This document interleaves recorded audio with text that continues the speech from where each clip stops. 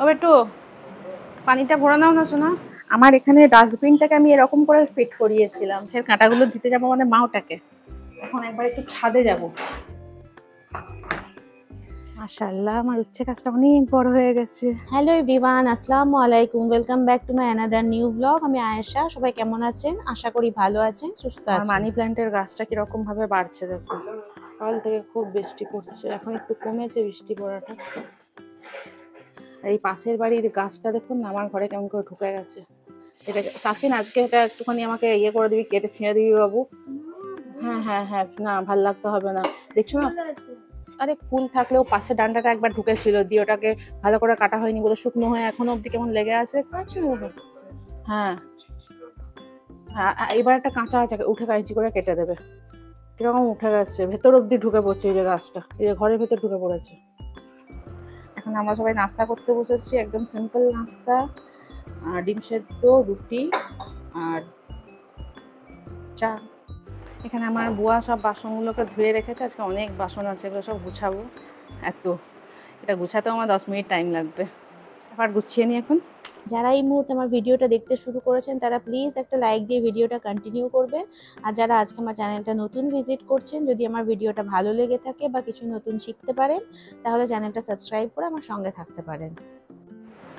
ও একটু পানিটা ভরে নাও না শোনা। হয়ে গেছে, আমার বাসন গোছানো হয়ে গেছে, এবার ফটাফট পানি ভরো, তারপর আমি ইয়ে করবো, রান্না করতে স্টার্ট করবো। সাফিনের যেদিন স্কুল থাকে না সেদিন ওকে আমি ঘরে এই পানি ভরা কাজটা ওকে দিই। আর সকালবেলায় ব্রেকফাস্ট করার পর টেবিলটা মোছা। আর সবজি ফবজিও আমাকে বাইরে থেকে এনে দেয়, যা এনে দেবার। এই কটা কাজও সকালবেলায় আমাকে করে দেয়। আমি ইচ্ছা করে এগুলো বাচ্চাদেরকে দিয়ে একটু একটু করাই, যেন ওদের ভবিষ্যতে ওরা হেল্পফুল হয়, যেন কুড়ে না হয়।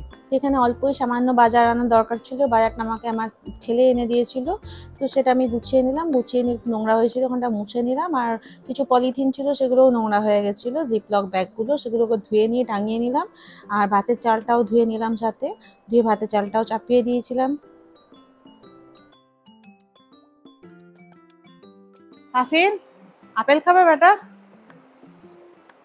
আপেল খাবে? কাটবো? আমার বাচ্চাদেরকে ফল খাবার জন্য মনে করে দিতে হয়, জিজ্ঞেস করতে হয় যে কেটে দেবো কি না। না কেটে দিলে অ্যাজ ইট ইজ ফ্রিজে পড়ে থাকবে, ওরা কেউ খাবে না।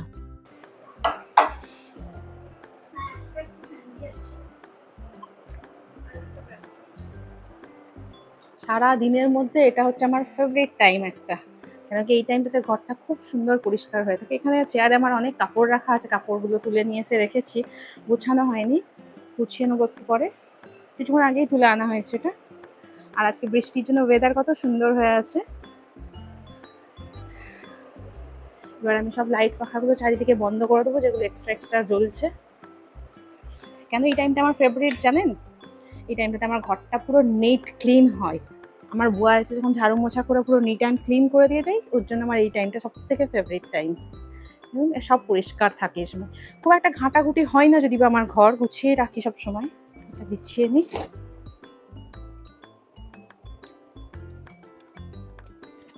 সবসময় নিজের জিনিসপত্র যদি ঠিকঠাক জায়গায় রাখা হয়, ঠিকঠাক গুছিয়ে রাখা হয়, তাহলে ঘর একদমই বেশি ঘাঁটে না।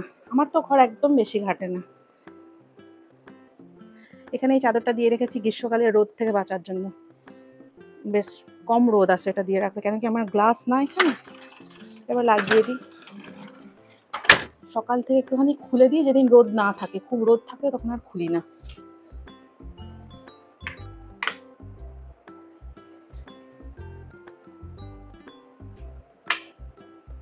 আফিফা, সবসময় ঘরে পাখা চালিয়ে, সবসময় ঘরে পাখা চালিয়ে দিয়ে চলে যাও তুমি। ফার্নিচার মুছছো? ঝটপট মুছে নাও, দিয়ে গোসল করে নাও। আমার মেয়ের রুমটাও নিজেই গুছাই, যেদিন চাদর চেঞ্জ করার থাকে সেদিন আমি গুছিয়ে দিই। কখনো কখনো ওকেও দিই চাদর চেঞ্জ করতে, খুব কম দিই ওকে যদি বা, কেন কি অতটা ভালো করে টান টান করেও বিছাতে পারে না চাদরটা। আর এগুলো আমার ছেলের ছোটবেলাকার গাড়ি, সব সব সাজিয়ে রেখে দিয়েছে, এখন তো আর খেলে না ধরুন। আর এটা আমার মেয়ের হাতের পেন্টিং, অনেক বছর আগে করেছিল, খুব ভালো পেন্ট করতে পারে, এটাও স্কেচ করা আছে এখানে। এগুলোও সব সব ওর হাতে রাখা, এগুলো এবার আমি ফটাফট রান্নাটা চাপিয়ে নিয়ে, আজকে কম রান্না আছে বলে না বেশি দেরি হচ্ছে না। এদিক ওদিক ঘুরছি ফিরছি, ঘুরেই বেড়াচ্ছি তখন থেকে। এই বিনস আলু ভাজিটা খেতে আমার মেয়ে খুব ভালোবাসে। ফার্স্টে আমি একটুখানি মুড়ো ঘন্টর জন্য আগে বেরেস্তাটা করে নিই ফার্স্টে, তারপরে আমি এটা ভাজবো বিনস আলু ভাজিটা। তা নাহলে আবার আর একটা কড়াই নোংরা করতে হবে আমাকে। বেশি কিছু করব না, খালি মুড়ো ঘন্ট ডাল করব আর বিনস আলু ভাজি করব আর সালাদ কেটে নেবো একটুখানি, মানে সালাদ মানে শসা আর গাজর তো নেই, শসা কেটে নেবো শুধু।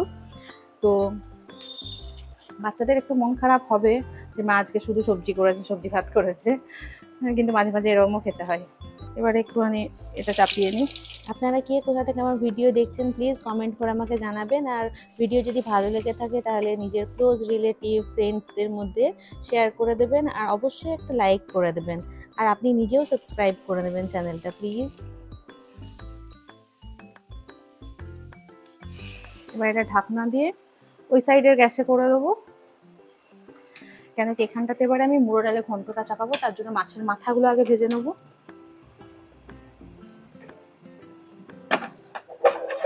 এই কড়াইটাতে সকালবেলায় ডিম ভাজা হয়েছিল, আর কিছুই হয়নি, এতেই মাছের মাথাগুলো আমি ভেজে নেবো। এখানে 4টে মাছের মাথা ছিল, মাছের মাথাগুলো একটু ছোট ছিল সাইজে, কিন্তু 4টে ছিল যেহেতু আর আমরা 3জন ছিলাম তো হয়ে গেছিল ডালে দিয়ে ভালোভাবেই। আমার এখানে ডাস্টবিনটাকে আমি এরকম করে ফিট করিয়েছিলাম, ডাস্টবিনটা এখন খালি আছে বলে দেখাচ্ছি, আদারওয়াইজ ডাস্টবিন তো দেখানোর জিনিস নয়। এবার এরকম করে ময়লাগুলো এখানে ফেলে দিই।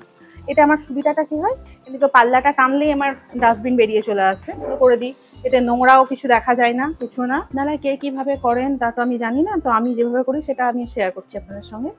নিয়েছি তেলেতে আমি এই দারচিনিটা দিয়ে দেবো আর একটা তেজপাতা দেবো, দিয়ে অল্প করে অর্ধেক মতন পেঁয়াজ আছে স্লাইস করে কেটে রাখা, ওটা দিয়ে দেবো। এই মুড়ো ডালের ঘন্ট অনেকে অনেকভাবে করে, আমি এটা এইভাবে আমি করি। পেঁয়াজটা হালকা গোল্ডেন ব্রাউন হয়ে গেছে, এবার আমি তো অল্প একটু রসুন দেবো আর অল্প একটু আদা বাটা দেবো। এবারে সব মশলা অল্প অল্প করে একটু একটু করে দেবো, একদমই অল্প করে দিয়ে নিই মশলাগুলো। ফার্স্টে নুন দিয়ে নিলাম, হলুদ, লঙ্কা, ধনে, জিরে সবই গুঁড়ো দিয়েছি। এবার মশলাটা কষা হয়ে গেছে, এই ডালটা আমি আধ ঘন্টা আগেই ধুয়ে রেখে দিয়েছিলাম, এটা দিয়ে দেবো। মুগ ডাল, মুগ ডাল তো আমি সবসময় ভেজেই রাখি, তাকে রান্না করার সময় ভাজাভাজি করতে না হয়। আর ডাল ভেজে রাখলে পরে না মুগ ডালটা পোকাও লাগে না, ভালো থাকে, অনেক দিন পর্যন্ত ভালো থাকে। এবার ডালটাকেও একটু ভালো করে কষে নেবো। ডালটার এইরকম তেল ছেড়ে গেছে, কষা হয়ে গেছে, পুরো তেল ওপরে উঠে চলে আসছে। এবার আমি পানি দিয়ে দেবো, ডাল সেদ্ধ হওয়ার মতন পানি দেবো।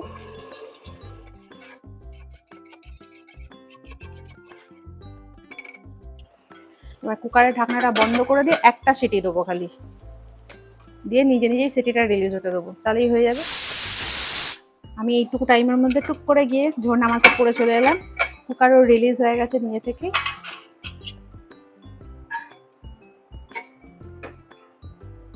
না ডালটা আর একটু সিটি হবে আর একবার, আই থিঙ্ক এবার তো সেদ্ধ হয়েই গেছে। হ্যাঁ, প্রপারলি সেদ্ধ হয়ে গেছে। এবার মুড়ো ডালের ঘন্ট একটুখানি ঠিক হয়, তো আমি এতে বেশি পানি এক গাদা দিয়ে দেবো না, একদম পাতলা ছাড়ছাড়ে হয়ে গেলে খারাপ লাগবে।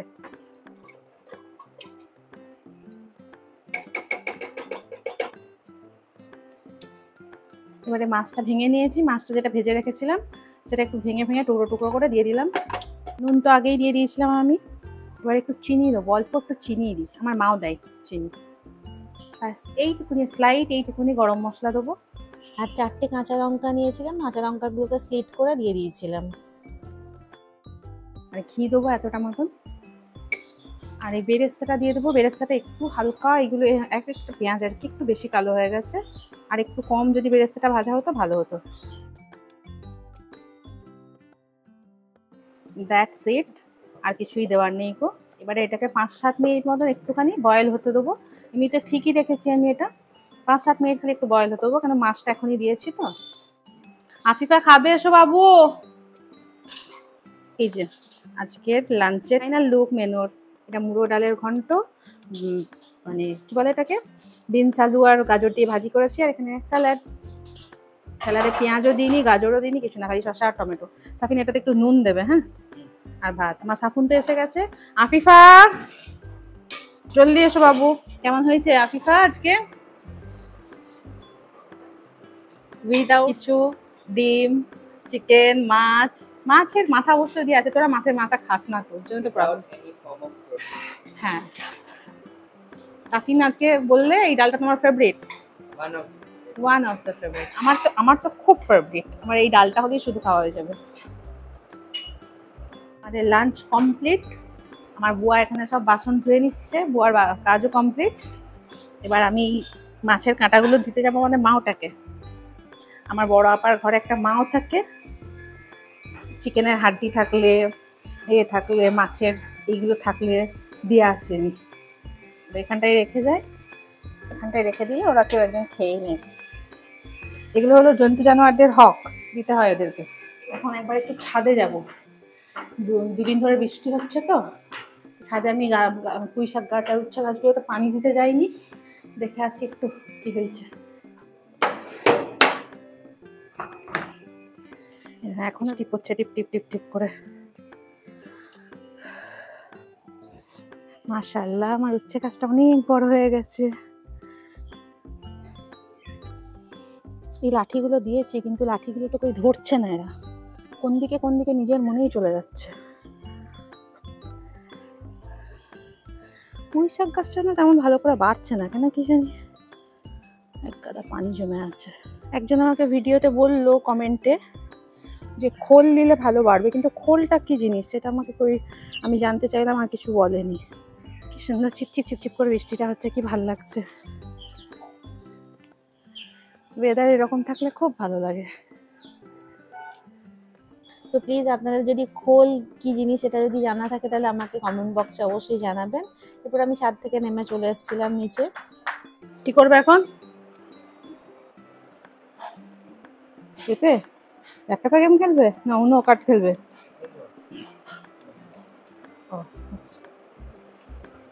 টেবিলকে মুছবে সাফির, টেবিলটা মুছে নাও। আমি একটু একটু ছোট ছোট কাজগুলো বাচ্চাদেরকে দিয়ে করাই অভ্যাস করানোর জন্য, নাহলে একদম পুড়ে হয়ে যাবে। খেয়ে উঠে দিনের বেলায় একজন টেবিল মোছে লাঞ্চের পর, আর ডিনারের পর আর একজন মোছে। এবার আমি একটু রেস্ট করব। মাগরিব বাদ আমি এখানে একটু চা আর মুড়ি খাচ্ছিলাম। তাহলে আমার ভিডিওটা আজ আমি এখানেই শেষ করছি। দেখা হয়ে যাবে নেক্সট কোনো ভিডিওতে। সবাই ভালো থাকবেন, সুস্থ থাকবেন, আমাদের জন্য দোয়া করবেন। টেক কেয়ার, বাই বাই, আল্লাহ হাফিজ।